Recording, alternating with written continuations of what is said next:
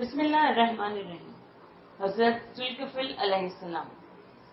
हज़रत ज़ुल्किफ़िल अलैहिस्सलाम बरगुज़ीदा नबी थे।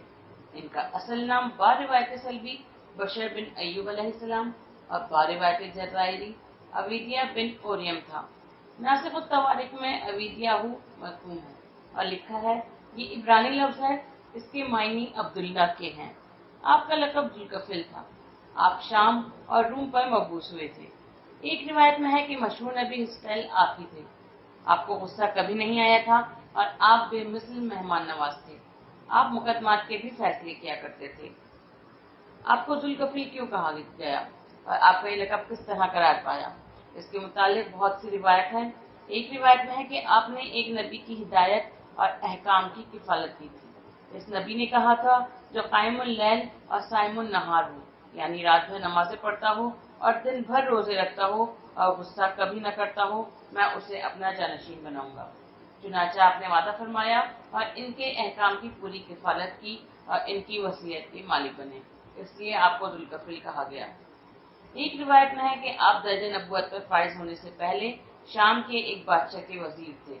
इस बादशाह को बनी इसराइल से सब दुश्मनी थी। वो अपनी फौज भेजकर बनी इसराइल को अक्सर कत्ल करा दिया करता था। जब ये वजीर हुए तो इनके ज़माने में भी इसने बदस्तूर फौज का एक अजीम दस्ता भेजकर बनी इसराइल को कत्ल करा दिया और 100 उलमा फजला और जायमा को गिरफ्तार कर लिया। हज़रत ज़ुल्किफ़िल को जब मालूम हुआ तो वो बादशाह की खिदमत में तशरीफ़ ले गए और इससे दरियाफ्त फरमाया कि इनके मुतालिक क्या इरादा है। उसने कहा कि मैं अनकरीब इनको कत्ल करा दूंगा। हज़रत ज़ुल्किफ़िल ने बादशाह से कहा कि अभी इनके कत्ल कराने का वक्त नहीं आया, बेहतर होगा कि इन्हें मेरे हवाले कर दें, मैं इन्हें आज के बाद कत्ल करा दूंगा। बादशाह ने इन सबको इनके हवाले कर दिया कि इन्हें अपने हमरा ले गए, इनकी इज्जत व तौक़ीर की, इनकी बेड़ियाँ कटवाईं, इन्हें खुशगवार खाना खिलाया और रात के वक्त रिहा करके फरमाया कि तुम लोग रातों रात इस कलमरों से निकल जाओ। वो सब के सब जान बचाकर भाग गए। फिर सुबह को हज़रत ज़ुल्किफ़िल ने ऐसी सूरत इख्तियार फरमाई कि बादशाह नाराज भी ना हो और इनकी जान भी बच जाए। इसी किफ़ालत की वजह से आपको ज़ुल्किफ़िल कहा गया और आपको दर्जा नबूवत पर फाइज किया गया। एक रिवायत में है कि खुदावंद आलम ने आपको हुक्म दिया कि आप अमालका के एक बादशाह करनान के पास जाकर उसे राह रास्त पर लाने की कोशिश करें। चुनाचा हज़रत ज़ुल्किफ़िल इसके पास तशरीफ़ ले गए और इससे ईमान लाने की ख्वाहिश की।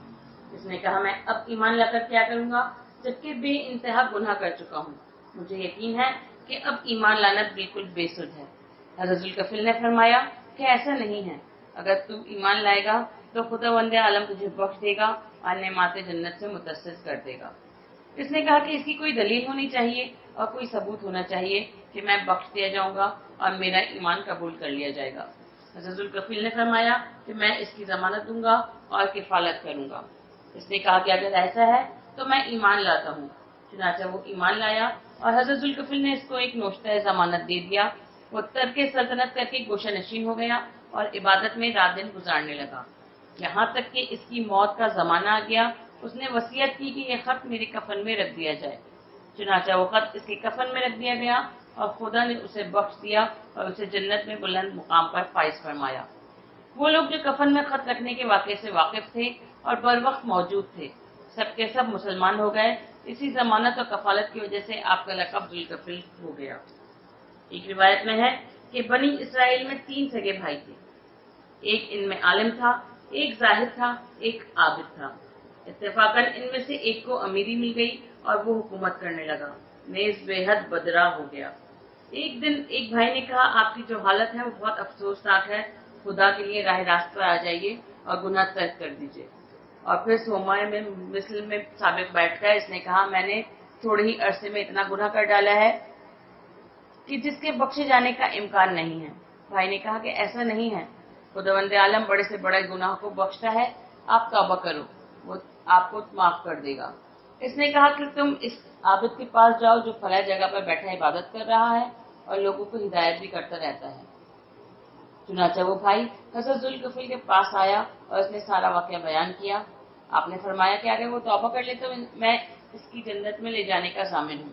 इस भाई ने अपने भाई से बताया कि वो जन्नत की ज़मानत देने को तैयार है। भाई ने कहा कि इनसे लिखवा कर ले आओ। चुनाचे हजरत जुल्कफल ने जमानत नामा लिखकर इसकी जन्नत में ले जाने की कफील बन गए। बिना बनी आपको जुल्कफल कहा गया। एक रिवायत में है कि बनी इसराइल के एक बादशाह जिसका नाम अहबाब था, इसकी जौजा जिसका नाम इजाबिल था बड़ी जालिमा थी। ये बनी इसराइल में जितने अंबिया थे इनके कत्ल का अहद कर चुकी थी। चुनाचे उसने 100 अंबिया गिरफ्तार करा के अपने पास तलब किए और हुक्म दिया कि इनको कत्ल कर दिया जाए। हजरत जुल्कफल जो इसकी सल्तनत के वजीर थे, जब इनको मालूम हुआ कि 100 अंबिया गिरफ्तार करके लाए गए हैं तो वो इन्हें खूबसूरती के साथ अपनी तहवील में लेकर वापस आए और रात के वक्त इन सबको रिहा कर दिया और कहा तुम चले जाओ, अगर वो चाहेंगी तो तुम्हारे एवज मुझे कत्ल कर देगी, मैं इस पर राजी हूँ। चुनाचे वो लोग चले गए और महफूज हो गए। इसी की फलत की वजह से आपका लक़ब जुल्कफल हो गया। एक रिवायत में है कि आपसे कहा गया कि इसका वादा करें कि कौम पर अजाब नाजिल ना होगा, तो उन्होंने कहा कि अगर कौम राह रास्त पर रहेगी, गुनाह ना करेगी तो इस पर अजाब नाजिल ना होगा, लिहाजा आपका लक़ब जुल्कफल करार पाया। एक रिवायत में है कि हजरत का लक़ब इस वजह से जुल्कफल है कि आप हर शख्स की हिफाजत करते थे और अपने जिम्मे इसका काम लेते थे। इस जिम्मेदारी की वजह से आपका लक़ब जुल्कफल यानी जिम्मेदारी लेने वाला हुआ। एक रिवायत में है कि हजरत जुल्कफल को जिहाद का हुक्म मिला। आपने अपनी कौम से जिहाद के लिए कहा। इसने इस शर्त पर जिहाद की आमादगी जाहिर की कि मौत ना आने पाए। आपने खुदा की बारगाह में इनकी अर्जदाद पेश कर दी। खुदा ने मान लिया और हुक्म दिया कि तुम इनसे इनकी किफालत मेरी तरफ से कर लो, मैं इनकी मौतों को इनके ख्वाहिश पर मौकूफ कर दूंगा। चुनाचा ऐसे ही हुआ। जब वो सब हर तरफ से महफूज होते रहे तो बे इंतहा कसरत हो गई। फिर उन्होंने मौत मांगी, तब वो मरने लगे। एक रिवायत में है कि इन्होंने खुदा से अहद किया था कि वो इनकी कौम पर अजाब न नाजिल करेगा। हजरत जुल्कफल की चूंकि खास सिफत ये थी कि आपको कभी गुस्सा न आता था, इसलिए शैतान ने इसमें रफा अंदाजी की सही बलियत की। तवारीख में है कि एक मरतबा शैतान ने अपने शागिर्दों से कहा कि कौन है जो जुल्कफल को गुस्से में लाए। ये सुन के एक शागिर्द जिसका नाम अबीस था कहने लगा कि ये काम मैं करूंगा। चुनाचे एक रोज जबकि हजरत जुल्कफल लोगों के मुकदमात के फैसले से फारिग होकर अपने घर पहुंचे और आराम का इरादा किया तो अबीस आ गया, कहने लगा मुझ पर एक शख्स ने जुल्म किया है, फैसला कीजिए। आपने फरमाया कि इसको मेरे पास ले आओ। उसने कहा कि वो मेरे कहने से नहीं आता। आपने उसको एक अंगुष्तरी दी और कहा कि ये अंगुष्तरी मेरे इसको दिखाओ और कहो कि तुमको जुल्कफल ने बुलाया है। वो अंगुष्तरी ले गया और आपने इसका इंतजार किया और आराम नहीं फरमाया और शब को भी आराम नहीं किया था। वो दिन भी इसी तरह गुजर गया। जब दूसरा दिन हुआ तो अबीस आया और उसने कहा कि आपकी अंगुष्तरी देखकर भी वो नहीं आया। अब आप आराम करने के लिए तैयार थे और दरबान ने भी इसको समझाया कि दूसरा रोज है, उन्होंने आराम नहीं किया है, मगर उसने कहा कि मैं मजलूम हूँ, मेरी फरियाद सुनो और फैसला करो। चुनाचे हजरत जुल्कफल ने एक खत लिख दिया और कहा कि मेरे ये खत लेकर जाओ और इसको मेरे पास बुलाकर ले आओ। चुनाचे आप फिर तीसरे दिन भी इसके इंतजार में रहे और फिर शब आ गई और तमाम रात इबादत की। अब चौथा रोज आया कि फिर अबीस आ गया और कहने लगा वो आपका खत भी देखकर नहीं आया। हजरत जुल्कफल ये सुनकर उठ खड़े हुए और इसके हमराह रवाना हो गए। धूप सख्त तेज थी। 4 दिन जागते हुए गुजर चुके थे, मगर फिर भी आपके चेहरे पर गुस्से के आसार न थे। जब आप रास्ते में जा रहे थे तो वो शख्स गायब हो गया और जाकर अपने बुजुर्ग शैतान से कहा कि मैं जुल्कफल को गुस्से में लाने से मादूर हूँ। मैंने बड़ी कोशिश की मगर वो किसी तरह गुस्सा नहीं करते। जिस तरह हर नबी ने हुक्म खुदा से अपना जानशीन और वली अहद मुकर्रर किया, इसी तरह हजरत शीरीन अय्यूब हजरत जुल्कफल ने भी अपना जानशीन मुकर्रर कर दिया। तारीख तबरी अरबी जिल्द अव्वल 167 और अराय से इमाम सल्बी सफ़ा नंबर 94 में है कि हजरत जुल्कफल ने अपनी मौत से पहले अपने बेटे अब्दान को अपना जानशीन मुकर्रर कर दिया। हजरत जुल्कफल 62 के 62 मुसलसल तबलीग दीन कर रहे थे कि दाई अजल आ पहुंचा और आपने लब्बैक कहकर मुल्क बका की राह ली। इन्ना लिल्लाहि व इन्ना इलैहि राजिऊन। मौरिख तबरी ने आपकी उम्र 75 साल तहरीर की है। मेरे नजदीक इनकी उम्र 95 साल थी। हजरत शुएब अलैहिस्सलाम। हजरत शुएब अलैहिस्सलाम खुदा के बरगुज़ीदा नबी और इसी तरह मासूम और अफजलुल खलाइक थे जिस तरह तमाम अंबिया होते हैं। आप हजरत इब्राहिम के फर्जंदान हजरत इस्माइल और हजरत इसहाक के अलावा एक और दूसरे फर्जंद मदीन की औलाद से थे जो कतूरा ज़ौजाए इब्राहिम के बातिन से थे। आपका सिलसिला नस्ब ये है शुएब बिन मुनकील बिन यशगर बिन मदीन बिन इब्राहिम अलैहिस्सलाम। आपकी वालदा हजरत लूत अलैहिस्सलाम की नस्ल से थी, जिनका नाम बारिवायत सल्बी मिकील और बारिवायत नासिख तवारीख और रोज़तुस सफ़ा मीकाट था। हजरत शुएब का सुरियानी जबान में सिरून था। आपका रंग गंदमी था, यानी आप सांवले रंग के थे, कद मयाना मगर जरा बाला था। आपका लक़ब खतीबुल अंबिया था। रोज़तुस सफ़ा में है कि आप बड़े फसीह और बलीग थे, बेनज़ीर तकरीर के माहिर थे, फ़न मनाजरा और मुबाहिसा में अपना जवाब न रखते थे और बड़े हाजिर जवाब थे। बारिवायत तबरी आप एल के रहने वाले थे। आपने शाम में सकूनत इख्तियार की थी। आपके मौजज़ात बहुत कसीर हैं, जिनमें दो मौजज़ात ज़्यादा मशहूर हैं। एक ये कि एक मरतबा आपने अपनी कौम की कहने से दुआ की और आसपास के तमाम पत्थर खालिस तांबा बन गए। दूसरे, एक बार आप पहाड़ पर जाना चाहते थे कि पहाड़ खुद झुक गया और आप इस पर चढ़ गए। एक रिवायत में है कि आपका ये मौजज़ा हर मौके पर जाहिर होता था, यानी जब भी आप किसी पहाड़ पर चढ़ने का इरादा करते थे, पहाड़ झुक जाता था और आप चढ़ जाते थे। तराजू आप ही की इजाद है। आप इन 5 पैगंबरों में से एक हैं जिन्होंने अरबी ज़बान में तबलीग फरमाई है। वो 5 पैगंबर ये हैं: हज़रत हूद, हज़रत सालेह, हज़रत इस्माइल, हज़रत शुएब और हज़रत रसूल अकरम सल्लल्लाहु अलैहि वसल्लम। हज़रत शुएब का पेशा बकरियां चराना था। हज़रत शुएब अहले मदीन और असहाबे ईका पर मबूस हुए थे। अहले मदीन महज बिन जंदल बिन असीद बिन मदीन बिन इब्राहिम की औलाद से थे। हज़रत शुएब की नस्ल भी मदीन बिन इब्राहिम पर मुंतही होती है और अहले मदीन भी मदीन बिन इब्राहिम की औलाद से थे। इस तरह आपकी कौम आप ही की आबाई नस्ल से मुताल्लिक थी। आप इसी कौम में पले बड़े और जवान हुए। इसी कौम में के 6 बादशाह थे जो इस ज़मीन खुदा की तवील अरीज रक़बे पर हुक्मरान थे। इन बादशाहों के नाम ये थे: अबीजाद, हिवाज, हती, किलमन, साफिस, करीशात। बारिवायत नासिख तवारीख अबीजाद बादशाह मक्का और अराजी हिजाज पर हुकूमत करता था और हवाज व हती अर्ज़ तवाइफ वगैरह पर हुकूमत करते थे और किलमन और साफस और करीशात ज़मीन मदीन और ईका और इसके गिरदो नवाह पर हुक्मरानी करते थे। बारिवायत हराइस सल्बी इन सब बादशाहों में नुमाया मकाम किलमन को हासिल था। मुकाम मदीन हज़रत इब्राहिम अलैहिस्सलाम के फजल मदीन बिन इब्राहिम के नाम से मौसूम है। यहाँ वो मुकीम थे और यहीं इनकी औलाद आबाद हुई और ईका इसी मकाम मदीन का एक आखिरी हिस्सा आबादी था, जिसमें बहुत बड़े बड़े बागात थे। इसी बिना पर इस मकाम को ईका कहते हैं, क्योंकि ईका के मायने घने दरख्त के हैं। तिबरी में है कि ये दोनों मकाम विलायत शाम में वाक़ हैं। एक रिवायत में है कि असहाबे ईका के मुतालिक बताया गया है कि वो एक जंगल में रहते थे और वहाँ जंगली ऊंट, बारहसिंगे और हिरणों के गल्ले रहते थे और ये सब जंगल था। इसमें घने अशजार और नबातात थे। यहाँ से एक रास्ता रकीम और फलस्तीन को जाता था। मदीन और ईका के रहने वाले दीगर बदकारियों के अलावा नाप तोल में बेईमानी, दिरहम और दीनार में तराश और क़त्अ तरीक में बड़े माहिर थे। यानी वो जब सौदा देते थे तो कम तोलते थे और जब सौदा लेते थे तो ज्यादा लेते थे और दिरहम और दीनार को तराश कर इससे चांदी सोना निकालते थे और लूट मार किया करते थे। वो सब बुत परस्त थे और लुत्फ ये है कि इनमें से अवाम व खवास हत्ता के बादशाह तकरीबन सभी एक ही रास्ते पर थे और सबका किरदार खराब था। खुदावंद आलम ने इन्हें बड़ी फराखी दे रखी थी कि दौलत के नशे में किसी अच्छी बात की तरफ ध्यान भी न करते थे।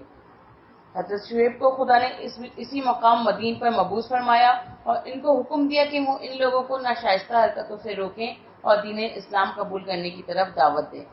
हज़रत शुएब ने खुदा के हुक्म के मुताबिक अपनी नबूवत का ऐलान करके वहाँ के बाशिंदों को दावत रास्त रवी दी और इनसे कहा कि एक खुदा को मानो जिसने सब कुछ पैदा किया है और सबकी जिंदगी और मौत का जो मालिक है। इस पत्थर के खुदा को मिट्टी में मिला दो और वाहिद व यकता खुदा की बारगाह में सरे नियाज झुका दो। आपके इस ऐलान से सिर्फ इलाका मदीन में ही नहीं बल्कि दूर दराज मकामात तक आम चर्चा हो गया।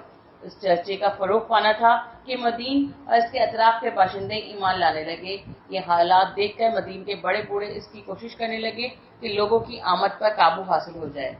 चुनाचा उसके लिए उन्होंने बहुत से गिरोह बना दिए جو اطراف مدین میں جا کر روزانہ بیٹھ جایا کرتے تھے اور باہر سے آنے والوں کو حضرت شعیب کے خلاف اچھی بری باتیں کہہ کر بہکا دیا کرتے تھے۔ حضرت شعیب کو جب ان کی یہ حرکت معلوم ہوئی تو آپ نے ایک جلسہ عام سے خطاب کرتے ہوئے کہا کہ میں تمہیں بتائے دیتا ہوں کہ اگر تم نے میری دعوت قبول نہ کی اور خدائے واحد پر تم ایمان نہ لائے اور لوگوں کو بدستور بہکانے کی کوششیں جاری رکھی تو تم اسی طرح عذاب میں مبتلا ہوگے جس طرح قوم نوح، لوط اور ہود مبتلا ہو چکی ہے۔ میں تمہیں ہدایت کرتا ہوں کہ اپنی حرکتوں سے باز آ جاؤ، خدا پر ایمان لاؤ، میری نبوت کو تسلیم کرو، ڈاکہ زنی چھوڑ دو، ناپ تول درست کرو ورنہ تباہ و برباد ہو جاؤ گے۔ یہ سن کر اہل مدین، جن کا سربراہ کلمند بادشاہ تھا، کہنے لگا، اے شعیب، اب تم حد سے بڑھ گئے ہو۔ ہم قرابت کا خیال کرتے ہیں اور تمہاری کمزوری پر رحم کرتے ہیں، ورنہ تمہارے ساتھ وہ کچھ کرتے کہ تم بھی ساری عمر یاد رکھتے۔ سنو، تم نے جو نبوت کا ڈھونگ رچا رکھا ہے، ہم اسے کبھی تسلیم نہیں کریں گے۔ ہمیں علم ہے کہ تم پر جو ایمان لا رہے ہیں ان کے دماغ خراب ہو گئے ہیں۔ ہمیں افسوس ہے کہ تم اچھے خاصے آدمی تھے، اب تمہیں نبوت کا خبت ہو گیا ہے۔ اب ہم تم سے بہت واضح طور پر کہہ دیتے ہیں کہ تم اپنی غلط تبلیغ سے باز آ جاؤ ورنہ ہم تم کو اور تمہارے ماننے والوں کو یہاں سے باہر نکال دیں گے۔ حضرت شعیب نے فرمایا کہ تم بڑی غلطی پر ہو، یاد رکھو اگر اسی پر قائم رہے تو ان قریب تباہ ہو جاؤ گے اور تم پر عذاب نازل ہوگا اور تم کو کوئی بچا نہ سکے گا۔ ہوش میں آ جاؤ ورنہ پچھتاؤ گے۔ تقریر کو جاری رکھتے ہوئے آپ نے کہا کہ تم میرے مومنوں پہ دباؤ ڈالتے ہو اور ان سے کہتے ہو کہ وہ ایمان سے باز آئیں اور خدائے واحد کو چھوڑ کر پھر پتھر کے خداؤں کی پرستش شروع کر دیں۔ یہ کیوں کر ہو سکتا ہے؟ جب تم اپنے پتھر کے خود ساختہ خداؤں کو چھوڑنے پر تیار نہیں ہو تو یہ اپنے واحد و یکتا خدا کو کیوں کر چھوڑ سکتے ہیں؟ سنو، ہم لوگ حق پر ہیں اور تم باطل پر ہو، ہماری باتوں پر غور کرو اور اپنے کو تباہی میں نہ ڈالو۔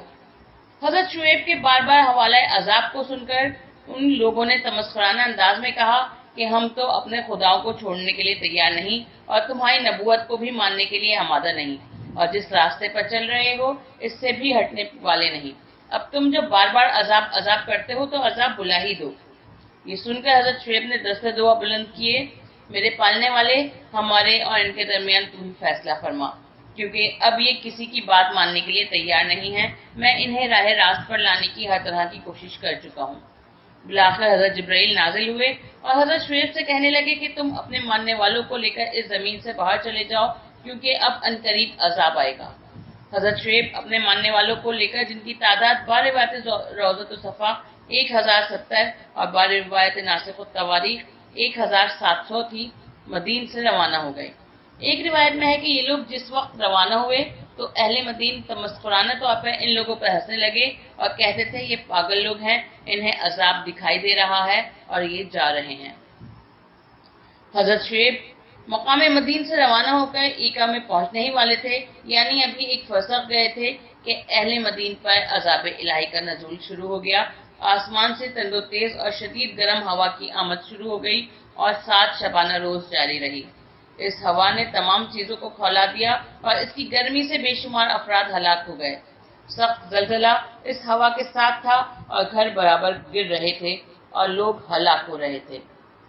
کچھ وہاں سے بھاگ کر ایکا کی طرف چلے کہ وہاں پناہ لیں۔ وہ لوگ جو ہی گھروں سے نکلے اور روانہ ہوئے، تپش نے ان کے بدن کو بھون دیا۔ زمین پر پاؤں رکھتے تھے تو گوشت پک کر زمین پر گر جاتے تھے۔ آخر الامر یہ منتشر ہو رہے تھے، خدا نے انہیں ایک مقام پر اس طرح جمع کر دیا کہ ایک ابر سیاہ ظاہر کیا گیا۔ یہ لوگ سمجھے کہ بارش کا ابر ہے، اس کے نیچے آ کر جمع ہو گئے۔ اس وقت جبکہ عذاب الہی سے آسمان و زمین، ہوا اور فضا سب سے آگ نکل رہی تھی، انہیں سایہ ابر بہت غنیمت معلوم ہوا۔ جب سب کا اجتماع ہو گیا تو اس ابر سے آگ برسی اور سب جل کر خاکستر ہو گئے۔ پھر خدا نے مدین کے ان باشندوں کو جو وہیں پڑے تھے ایک ہیبت ناک تیز آواز کے ذریعے سے واصل جہنم کر دیا۔ اس طرح ان سب کا خاتمہ ہو گیا جن کی تعداد کم از کم 1 لاکھ تھی۔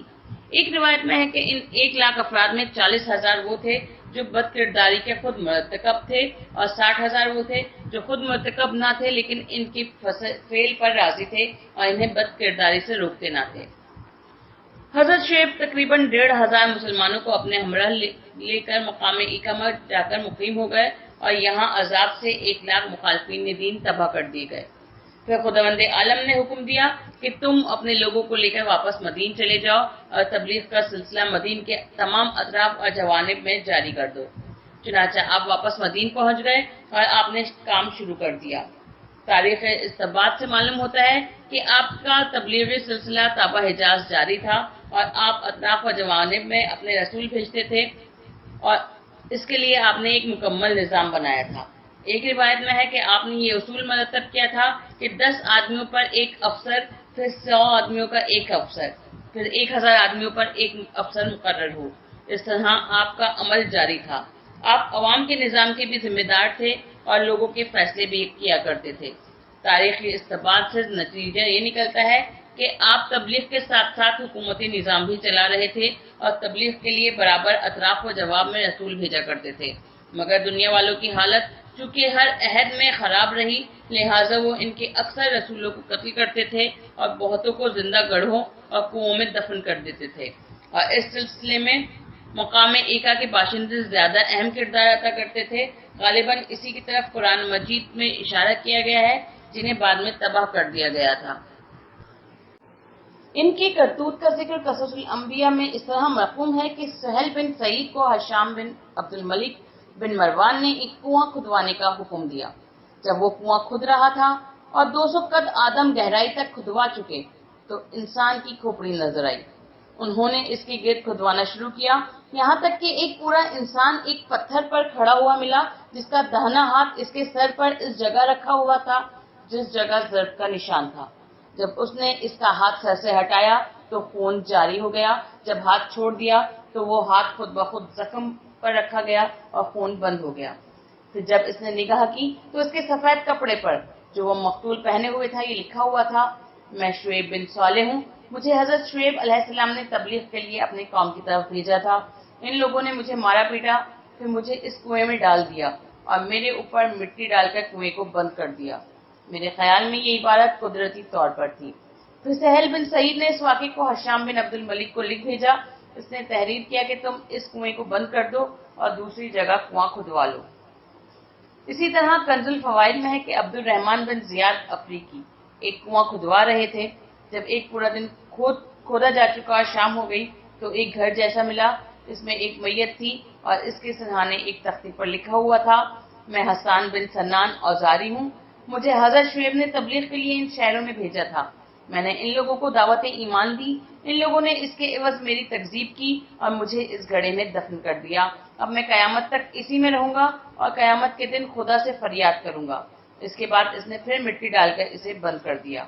اسی طرح ایک روایت میں ہے کہ سلیمان بن عبد الملک بن مروان ایک مرتبہ وادی قرا سے گزرا تو اس نے حکم دیا کہ اس جگہ کنواں کھودا جائے۔ جب کنواں کھدنے لگا تو کافی گہرائی میں ایک پتھر نکلا۔ جب اسے ہٹایا تو اس کے نیچے ایک مقتول ملا جس کے جسم پر 2 کپڑے تھے اور اس کے ہاتھ اس کے سر پر رکھے ہوئے تھے۔ جب اس کا ہاتھ ہٹائے گئے تو اس کے نیچے ایک زخم تھا، ہاتھ کے ہٹتے ہی زخم سے خون جاری ہو گیا۔ جب ہاتھ چھوڑ دیا گیا تو وہ خود بخود زخم پر چلا گیا اور خون بند ہو گیا۔ پھر جو نظر کی تو اس کے قریب ایک تختی نظر آئی اور اس پر لکھا ہوا تھا، میں حارث بن شعیب غسانی ہوں، مجھے حضرت شعیب علیہ السلام نے علاقے مدین کے رہنے والوں کی طرف ہدایت کے لیے بھیجا تھا۔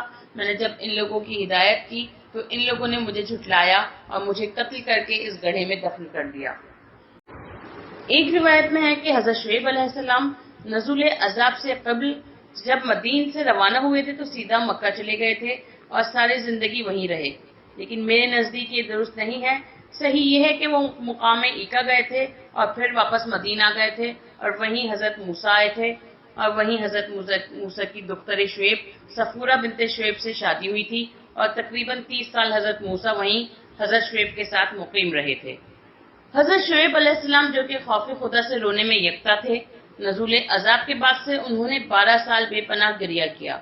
آخر الامر حضرت جبرائیل آ کر کہنے لگے، اے شعیب، اگر تم جنت کے لیے روتے ہو تو تمہارے لیے جنت واجب کی جا چکی ہے، اور اگر جہنم کے خوف سے روتے ہو تو جہنم سے تمہیں آزادی دی جا چکی ہے۔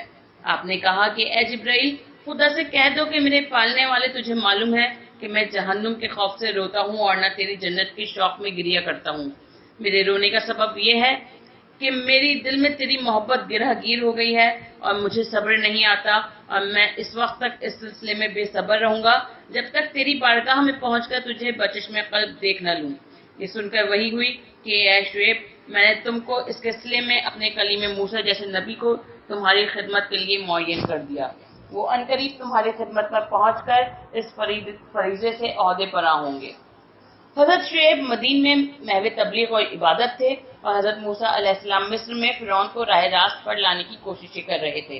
آخر الامر مومن آل فرعون جناب حزقیل نے، جو فرعون مصر کے چچا زاد بھائی تھے اور دل کی گہرائی میں ایمان کا نور چھپائے ہوئے تھے، حضرت موسیٰ سے کہا کہ آج فرعون کے سارے گھرانے نے مل کر فیصلہ کر لیا ہے کہ جس صورت ہو سکے موسیٰ کو جلد از جلد قتل کر دیا جائے، لہٰذا آپ اس شہر سے کچھ دنوں کے لیے کسی اور طرف چلے جائیے۔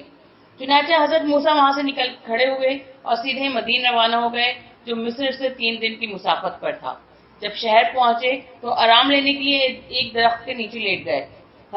حضرت موسیٰ جس جگہ آرام کر رہے تھے اس کے قریب ایک کنواں تھا، اس کنویں پر لوگ جمع تھے اور پانی بھر رہے تھے۔ حضرت موسیٰ نے جب اس کنویں کی طرف نگاہ کی تو دیکھا کہ بہت سے مرد پانی بھرنے میں مشغول ہیں، اور وہ 2 لڑکیاں جن کے ساتھ چند بکریاں ہیں علیحدہ خاموش کھڑی ہیں۔ جب بہت دیر ہو گئی اور ان لڑکیوں کو مردوں کی وجہ سے گھاٹ نہ مل سکا اور یہ جگت پر نہ جا سکی تو حضرت موسیٰ کو ان پر رحم آیا۔ وہ اپنے مقام سے اٹھے اور کنویں پر آ کر ان لڑکیوں سے پوچھا کہ تم کیوں کھڑی ہو؟ انہوں نے کہا کہ مردوں کی کثرت کی وجہ سے پانی بھرنے کا موقع نہیں ملتا۔ حضرت موسیٰ نے فوراً ڈول لیا اور کنویں میں ڈال دیا اور پانی کھینچ کر ان لڑکیوں کی بکریوں کو سیراب کر دیا۔ وہ ڈول اتنا بڑا تھا کہ اسے 10 آدمی کھینچا کرتے تھے، مگر حضرت موسیٰ نے تنہا اسے کھینچا اور بکریوں کو سیراب کر دیا۔ وہ لڑکیاں خوش خوش اپنے گھر چلی گئیں اور حضرت موسیٰ اسی درخت کے نیچے آ کر بیٹھ گئے۔ جب یہ لڑکیاں گھر پہنچی تو حضرت شعیب نے پوچھا کہ آج تم اتنی جلدی کیسے آ گئی ہو؟ انہوں نے کہا بابا، ایک مرد نے مدد کر دی اور پانی جلد دستیاب ہو گیا۔ وہ مرد کوئی بڑا طاقتور معلوم ہوتا ہے، کیونکہ اس نے ہمارے لیے اس ڈول کو نہایت تنہا کھینچا جس کو 10 آدمی کھینچا کرتے تھے۔ وہ کوئی بہت شریف آدمی ہے، کہیں کا مسافر ہے اور ایک درخت کے نیچے مقیم ہے۔ حضرت شعیب نے فرمایا کہ پھر تو اس کی مزدوری ادا کرنی چاہیے۔ یہ کہہ کر اپنی لڑکی سے کہا تم جا کر اسے میرے پاس بلا لاؤ تاکہ میں اس کی مزدوری ادا کر دوں۔ دختر شعیب حضرت موسیٰ کے پاس پہنچی اور کہا کہ آپ کو میرے باپ جو کہ بہت ضعیف اور بوڑھے ہیں بلا رہے ہیں۔ حضرت موسیٰ اٹھ کھڑے ہوئے اور کہنے لگے تم مجھے راستہ بتاتی جاؤ، میں آگے آگے چلوں گا اور تم پیچھے پیچھے آؤ، کیونکہ ہم اولاد یعقوب عورت کے عقب میں نظر نہیں کرتے۔ دختر شعیب اور حضرت موسیٰ جب حضرت شعیب کے گھر پہنچے اور ان سے ملے تو انہوں نے پوچھا کہ تم کہاں سے آئے ہو اور کیوں آئے ہو؟ حضرت موسیٰ نے اپنی مختصر سے سرگزشت بتا دی۔ حضرت شعیب نے کہا کہ اچھا ہوا تم مصر سے چلے آئے، جہاں جان خطرے میں ہو وہاں رہنے کا سوال ہی پیدا نہیں ہوتا۔ یہ دونوں برگزیدہ خدا آپس میں باتیں کر ہی رہے تھے کہ دختر شعیب نے کہا کہ بابا جان، یہ مرد بہت شریف، دیانتدار اور طاقتور ہے، اسے اپنی بکریاں چرانے کے لیے ملازم رکھ لیں تو بہت بہتر ہوگا۔ حضرت شعیب نے حضرت موسیٰ سے با اشارہ قدرت کہا کہ میں اپنی ایک لڑکی کی شادی تمہارے ساتھ کر دوں گا اگر تم 8 یا 10 سال میری خدمت کرو گے اور میری بکریاں چراؤ گے اور گھر کا کاروبار دیکھو گے۔ حضرت موسیٰ نے اسے منظور کر لیا اور 10 سال کا وعدہ کر کے خدمت شروع کر دی۔ جب 10 سال پورے ہو گئے تو حضرت شعیب نے اپنی لڑکی صفورہ کی شادی حضرت موسیٰ کے ساتھ کر دی۔ وہ وہیں داماد کی حیثیت سے رہنے لگے۔ حضرت موسیٰ کو جب مدین میں رہتے ہوئے 39 سال 1 ماہ اور 1 ہفتہ ہو گیا تو آپ حضرت شعیب سے رخصت ہو کر اپنی بیوی اور بچوں کو لیے ہوئے مصر پہنچے اور وہیں رہنے لگے۔ قیام مصر کے دوران جو حالات اور واقعات رونما ہوئے وہ انشاءاللہ حضرت موسیٰ کے تذکرہ حالات میں مذکور ہوں گے۔ اس مقام پر صرف یہ بتانا ہے کہ حضرت موسیٰ جب فرعون اور عمالقہ پر غالب آ گئے اور آپ کی شہرت امصار و دیار میں بہت فروغ پا گئی تو حضرت شعیب حضرت موسیٰ سے ملنے کے لیے مصر تشریف لائے۔ حضرت موسیٰ نے ان کا شاندار استقبال کیا اور ایک دوسرے کے گلے ملے۔ پھر حضرت موسیٰ نے فرعون کے تمام واقعات ایک خیمے میں بیٹھ کر جو زیر دامن کوہ نصب تھا بیان کیے۔ حضرت شعیب نے شکر خدا ادا کیا۔ حضرت شعیب تھوڑا عرصہ وہاں مقیم رہے۔ اس دوران میں وہ دیکھ رہے تھے کہ حضرت موسیٰ کو آرام کے لیے مطلقاً فرصت نہیں ملتی۔ وہ صبح سے شام تک نظام مملکت کی استواری اور عوام کی خدمت اور مقدمات کے فیصلے میں لگے رہتے ہیں۔ اس سے متاثر ہو کر انہوں نے حضرت موسیٰ سے کہا جس طرح تم کام کرتے ہو اس طرح تمہیں دشواری بہت زیادہ ہے۔ کام کا نظام اس طرح قائم کرو کہ ہر 10 افراد پر ایک اور 100 افراد پر ایک اور 1000 افراد پر ایک دیانتدار، ایماندار اور لائق و فائق شخص کو مقرر کرو اور وہ اپنے متعلقہ حلقے کو نظام درست کرے اور مقدمات کے فیصلے کرے اور دیکھ بھال کرے۔ جو ان سب سے بڑا معاملہ ہو وہ تمہارے پاس پیش کیا جائے۔ حضرت موسیٰ نے اسے پسند کیا اور مصر میں اس قسم کا نظام رائج کر دیا گیا۔ میرا خیال ہے کہ دنیا کا نظام جو اسی اصول پر قائم ہے وہ حضرت شعیب ہی کے ارشاد کا نتیجہ ہے۔ حضرت شعیب پھر مصر سے واپس مدین تشریف لائے۔ پھر بروایت ناسخ التواریخ حضرت موسیٰ اپنے بال بچوں کو لیے ہوئے مدین آئے اور تھوڑے عرصے کے بعد واپس چلے گئے۔ حضرت شعیب اپنی جانشینی کی فرائض اپنے داماد حضرت موسیٰ کے سپرد کر کے مکہ معظمہ چلے گئے اور وہاں پہنچ کر 220 سال کی عمر میں انتقال فرما گئے۔ انا للہ و انا الیہ راجعون۔ روایات میں ہے کہ انہیں درمیانے رکن و مقام دفن کیا گیا۔ ایک روایت میں ہے کہ آپ نے مدین ہی میں انتقال کیا اور علاقہ شام ہی میں دفن کیے گئے۔ ایک روایت میں ہے کہ آپ کی وفات حضرت موسیٰ سے آخری ملاقات کے 7 سال 4 ماہ بعد واقع ہوئی۔ ایک روایت میں ہے کہ آپ کا انتقال حضرت موسیٰ سے پہلی ملاقات کے 70 سال بعد ہوا۔ اللہم صلی علی محمد و آل محمد وعجل فرجہم۔ برائے مہربانی ہمارے اس چینل کو لائک کیجیے، شیئر کیجیے، کمنٹ کیجیے اور سبسکرائب کیجیے اور بیل آئیکن کو پریس کیجیے تاکہ آگے بھی ہماری ویڈیوز آپ کو برابر ملتی رہیں۔